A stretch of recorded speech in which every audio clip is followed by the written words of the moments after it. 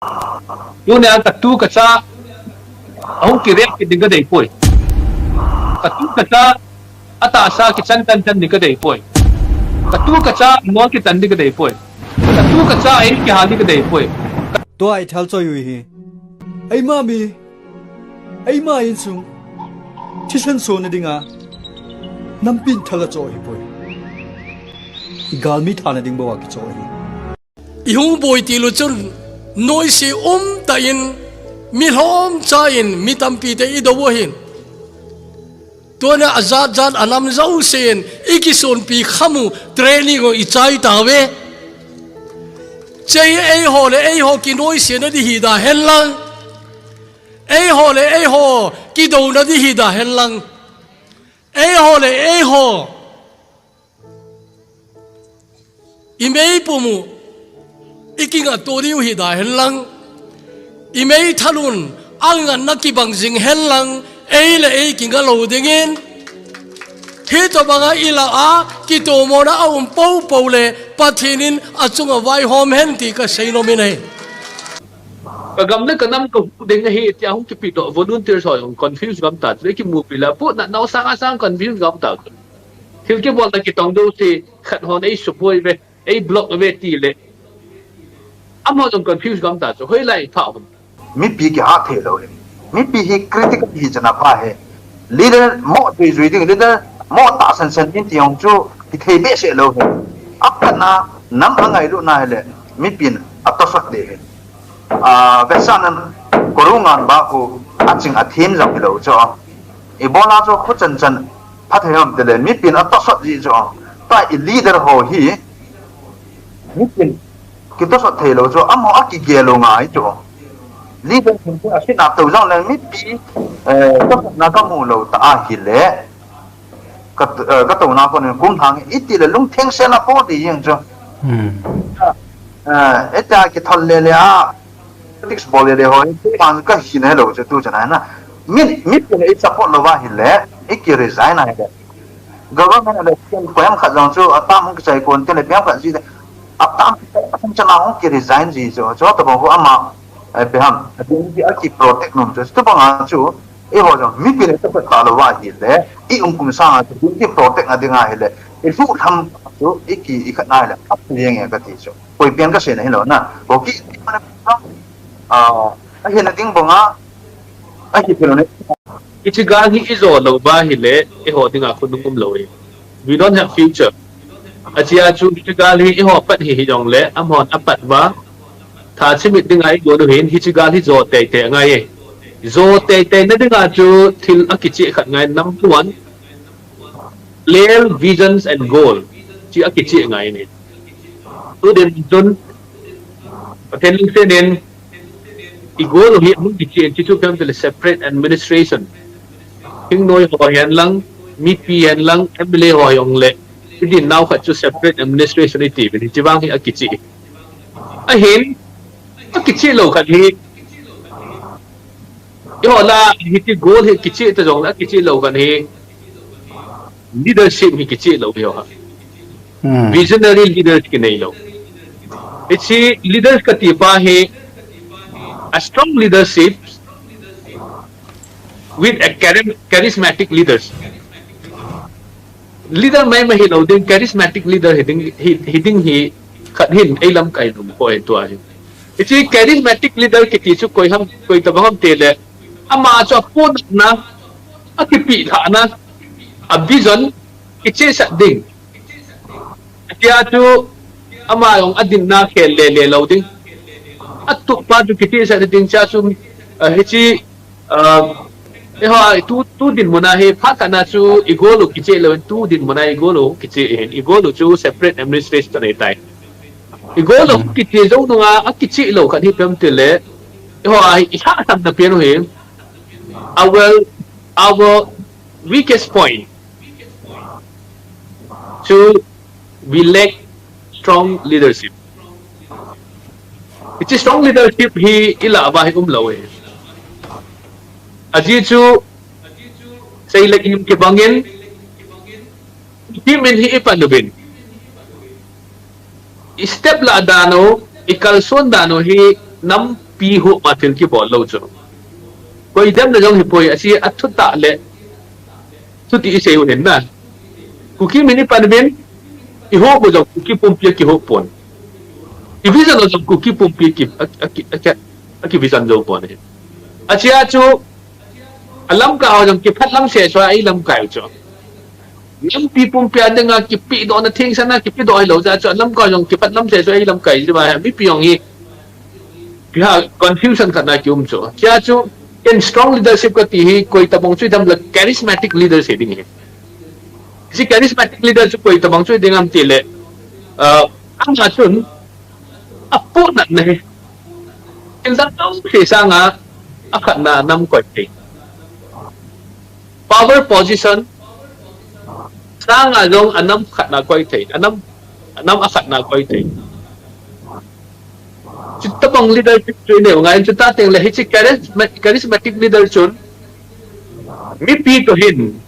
communication is very strong ta sim thei ngai ni achi chu tu din muna hi ba nai le mi pi ho confuse dam ta chu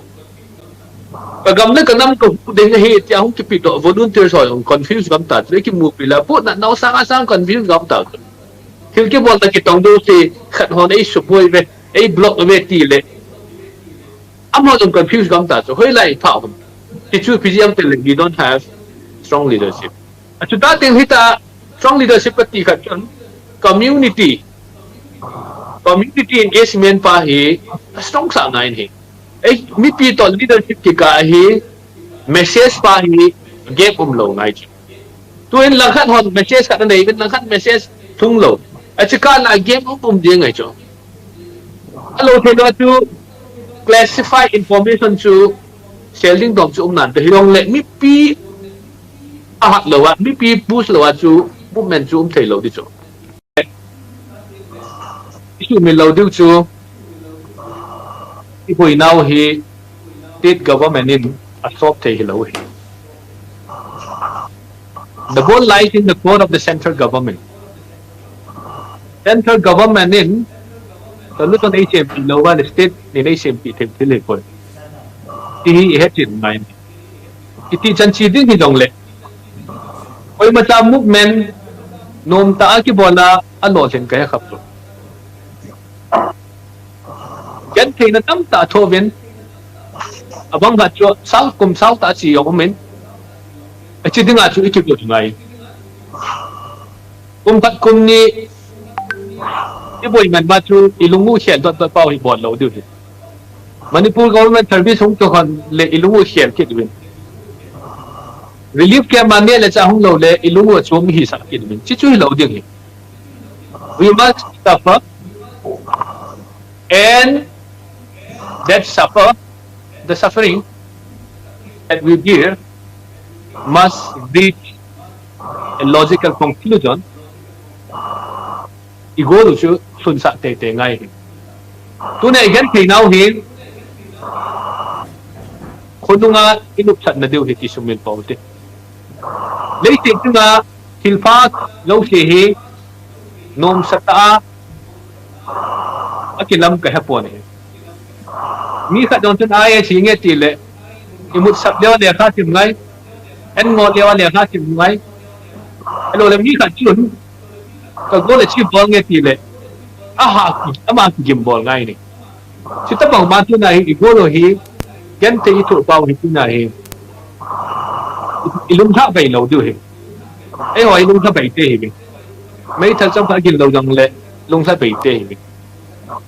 ya chu lung tha đầu hi la hi Lamkai ho jong lung tha đầu hi la ngai mi pi ho jong sa ban tai tai sei lo du hi aji chu igolo hi kun lo kha ba hi le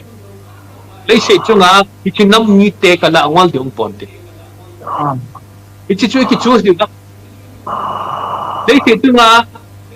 min hi banga noi si na chu nga bola min hi banga ta si me dinga go nga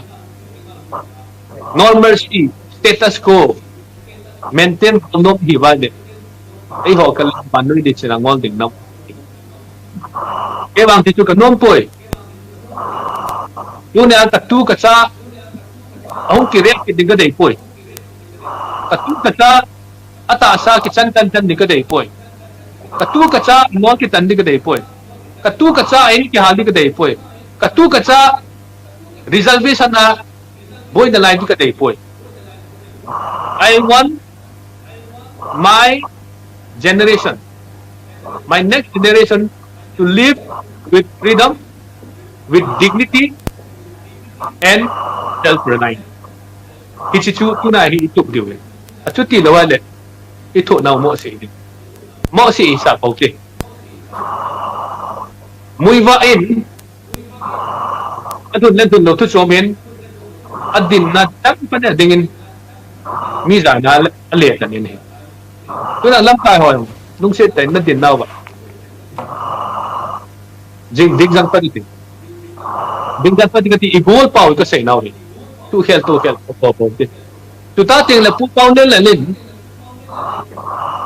Atay ba nga chu central government dalelete hi pauti. Central government ko te hiuti. Hungin ko te. Ama hungin ko hungin ko te. Ti thei chan ga ku din mun kisim do ngai tula. Acha tu jo border alliance ka ti chu very important. Ichi sim do thei ni chu ikisep mo ngai. Isim do thei no di ba le. Ka say na chu step down from your position. Someone who can lead should lead up. Okay, bye. Sopi, dan dung zuya, nang hi thi ne chan gai to ding nei tai. Ahin, hin Khoh hi pathen, thilpe ahin. Mehemin, hin khula na thai tha ki nei poi. Vevin, nang ho zong. Ama hi khununga, nampi adinga. Panmun leta hin nei thei hi. To ai thal cho yu hi. Inam piu cho hin. Ai ma in sung. Tishan so na dinga. Nam pin thala cho hi poi. Igal mi thana ding bawa ki cho hi. Gal mi ta tau hi. Nung te hung ki khom. Nu mei te ho. Akim vela ho zo se zo sin zatam. Ka thi jong le kho lo pi chu. Igal mi ta tau hi tu na igal bol ho hi hilo lai pi chu. Igal mi ta tau hi kui hu hi da ha. E ho ka no ho ka hin ki tu mo sa ding ho. Tu na igen the no dau se suma hin ki het ding ho. Suma hin ki het ding ho. Tu na minu mi pa nunga gol hang tam ta gunoi dai noi lova front line na duty po athal nei hi jong le kichalo hela ka khunung diu ka gam kanam ding tia pang ho gen theina hethalo hela sumaya ding zo lo ho ei ho ka zomi thu sei ku ki thu sei mar thu sei tha dong thu sei pai ta thu sei hitabang ki khan tum na sei ho hi igal milin pinu hi